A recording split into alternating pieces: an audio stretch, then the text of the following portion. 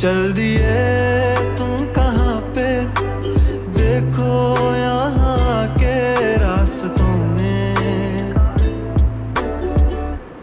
शर्जीना और मुस्तफ़ा के बीच में लड़ाई इस बार शर्जीना और मुस्तफ़ा को एक दूसरे से जुदा करने ही वाली है। मुस्तफ़ा का तो इस बार बुरा वक्त शुरू हो ही गया, लेकिन रुबाब के सामने जब अदील की हकीकत आती है तो उसके बाद अदील ही नहीं बल्कि घर आए अदील के मामा बाबा भी ज़लील और रुस्वा होकर रह गए। आने वाला वक्त इस पूरे के पूरे खानदान को तबाह बर्बाद करके रख देगा। आने वाली किस की मुकम्मल कहानी में आप सभी दोस्त देखेंगे। शर्जीना और मुस्तफ़ा एक दूसरे के साथ बालकनी में खड़े होते हैं कि यहाँ पर बातें शुरू हो जाती हैं। मुस्तफ़ा इस बार उसे खुशी की खबर सुनाई देता है, कहता है कि तुम्हारे लिए खुशखबरी है, और उसका हाथ पकड़ता है तो अंदर बेड के ऊपर उसे अपने पास बिठा लेता है, जहाँ पर उसके साथ मोहब्बत का इजहार कर ही देता है। शर्जीना के पास बैठा हुआ इस बार वो अंगूठी निकाल लेता है। शर्जीना अंगूठी देखने के बाद उसकी आंखों में आंसू आ जाते हैं और खुश भी हो जाती है। मुस्तफ़ा शर्जीना के साथ इतनी ज्यादा मोहब्बत करना शुरू हो चुका हुआ है कि चंद पैसे उसके पास आए तो उसके लिए गोल्ड की रिंग लेकर आ ही गया। शर्जीना को ये बात बहुत ज्यादा पसंद आती है। आखिर छोटी छोटी खुशियां ही इंसान को मजबूत तो करती ही हैं, और शर्जीना जैसी लड़की छोटी छोटी खुशियों में ही बहुत ज्यादा खुश हो ही जाती है। उधर मुस्तफ़ा अगले ही रोज लैपटॉप पकड़कर काम लगा होता है, पास शर्जीना भी बैठी होती है। मुस्तफ़ा को इस बार बहुत ज्यादा परेशानी लग चुकी है अपने काम की भी, क्योंकि जोसेफ इस बार अपना सारा का सारा प्रोजेक्ट इसे रिजेक्ट करके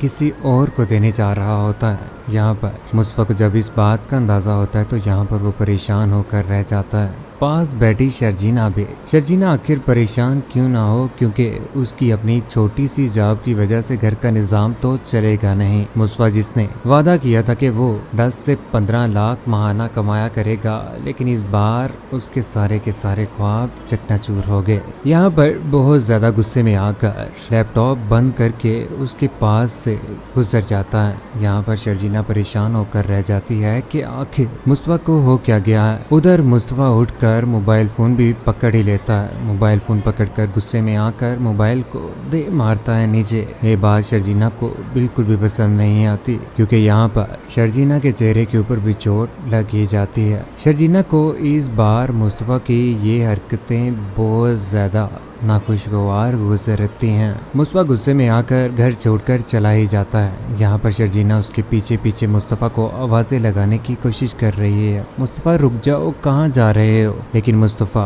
उसकी कोई भी बात सुनने को तैयार ही नहीं है। आग बगोला होकर इस बार वो बाइक के ऊपर घर से जैसे ही निकलता है तो रास्ते में उसकी बाइक पंचर हो जाती है, जिसके बाद रोड के ऊपर वो आंखों में आंसू लिए हुए रो रहा है, पछता रहा है कि उसने अपनी जिंदगी तो तबाह की, साथ में शर्जीना की भी जिंदगी उसने तबाह कर ही दी। मुस्तफ़ा के घर से बाहर चले जाने के बाद यहाँ पर शर्जीना बेड के साथ बैठी हुई बहुत ज़्यादा परेशान होती है। परेशान क्यों ना हो, शर्जीना की जिंदगी तो अब तबाह बर्बाद होकर रहेगी। घर का निज़ाम कैसे चलेगा यहाँ पर शर्जीना अकेले करे तो करे क्या।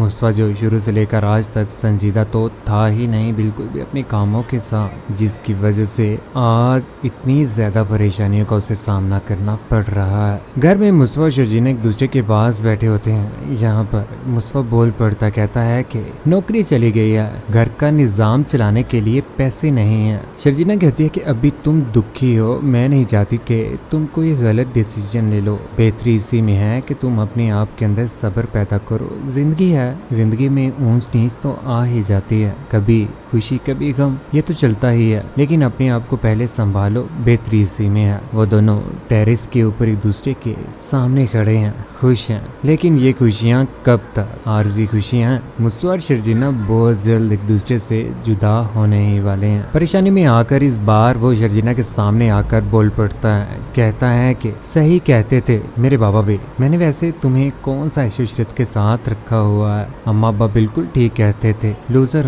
हूँ तो सही, सब कुछ तुम्हारे सामने है। यहाँ पर शर्जीना तो उसे हौसला देने की कोशिश करेगी कि मुस्तफ़ा बिल्कुल भी अपने ट्रैक से हिले ना, लेकिन यहाँ पर मुस्तफ़ा अपने ट्रैक से ऐसा हिलेगा कि वो शर्जीना की जिंदगी से बहुत ज्यादा दूर चला जाएगा। ये सारी की सारी बातें इस बार शर्जीना के पापा को भी पता चल ही जाती हैं, जिसकी वजह से वो घर में अपनी बीवी के साथ बात करते हैं। कहते हैं कि जिस तरह से शर्जीना के आजकल हालात चल रहे हैं ना, बेहतरी इसी में है कि शर्जीना हमारे पास आ जाए। मुझे शर्जीना और मुस्तफ़ा के मामला से बोलने से मना तो किया हुआ है, लेकिन मैं अपनी बेटी को इस हाल में देख ही नहीं सकता। शर्जीना तो इस बार अपने मामा बाबा के घर में वापस आ ही जाएगी, क्योंकि यही मुस्तफ़ा इस बार गुस्से में आकर अपना और शर्जीना का ताल्लुक बहुत ज़्यादा ख़राब करने ही वाला है। ये रिश्ता जो बहुत ज़्यादा मुकद्दस रिश्ता था, उस रिश्ते से भी वो हाथ धो बैठेगा यहाँ पर मुस्तफ़ा। दूसरी जानिब अदील और नताशा,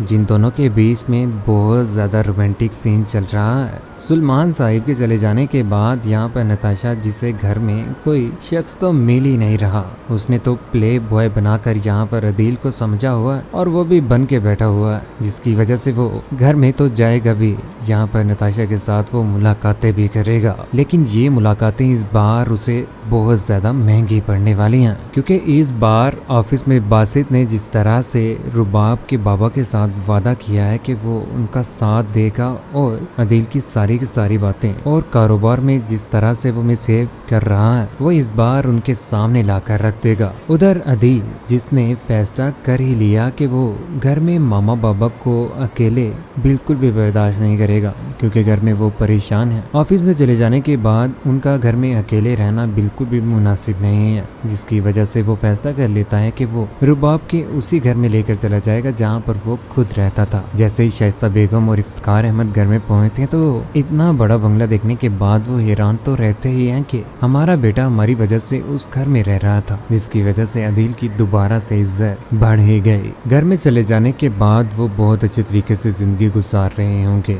लेकिन इस बार अदील की हकीकत जब सामने आएगी कि वो कारोबार में धांधली कर रहा है और नताशा के बारे में भी, तो उसके बाद फौरन से रुबाब वापिस आ ही जाएंगे। रुबाब का घर में वापिस आना इस बार अदील के लिए बहुत ज्यादा महंगा पड़ने वाला है, जिसके बाद यही रुबाब फिरौन बनकर अदील और उसके मामा बाबा को घर से दिक्के मार कर निकालेंगे, क्योंकि वो कभी भी बर्दाश्त नहीं कर सकती कि उसे कारोबार में भी धोखा दे और उसके रिलेशन के साथ भी वो खेले। इस बार रुबाब जब निकालेगी यहाँ पर इफ्तिखार अहमद और शाइस्ता बेगम को वो सामान पैक करके घर से निकल जाएंगे, अदील भी इस बार रोड के ऊपर आने ही वाला है। अदील जो शुरू से लेकर आज तक अपनी ही बीवी के टुकड़ों के ऊपर पल रहा था, जब बीवी ने घर से दिक्के मार कर निकाला तो वो किसी काम का ना रहा। उधर शर्जीना भी इस बार मुस्तफ़ा की जिंदगी से बहुत ज्यादा दूर जाने वाली है, जिसके बाद वो घर में बैठी हुई आंखों में आंसू लिए हुए बहुत ज्यादा परेशान होगी और वो ये भी कहेगी कि